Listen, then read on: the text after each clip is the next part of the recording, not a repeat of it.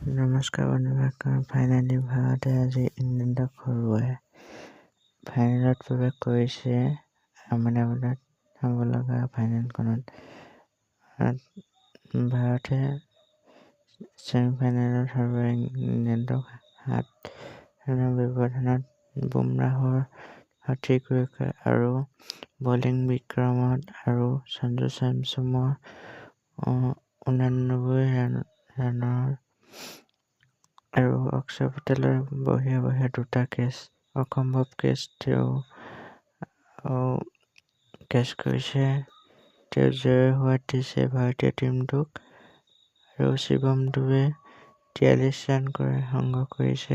কিন্তু শেষলৈ Jacob বেথেলে 104 run দি মেচখন শেষলৈকে নিশ্চিত কৰিব নোৱাৰিলে। হাৰ্দিক পাণ্ডিয়াও ধুনীয়া বলিং কৰিছে, আজি 2টা উইকেট লাভ কৰিছে আৰু ঈশান কিষাণে 39 ৰান মাৰিছে মাত্ৰ 14টা বলত।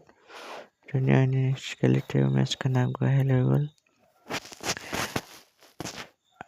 আৰু সঞ্জু ছেমছনৰ কথা ক'লোৱে, 89 ৰান কৰিছে সঞ্জু ছেমছনে, কিন্তু জয়ৰ সোৱাদ আমাক সদায় দি আছে। আৰু হৰদীপ সিঙো ভাল বলিং কৰিছে, কিন্তু বহুত ৰান খৰচ কৰিছে বৰুণ চক্ৰৱৰ্তী এটা, আৰু ইংলেণ্ডৰ টীমটোৱে 7 উইকেটত পৰাস্ত হয়।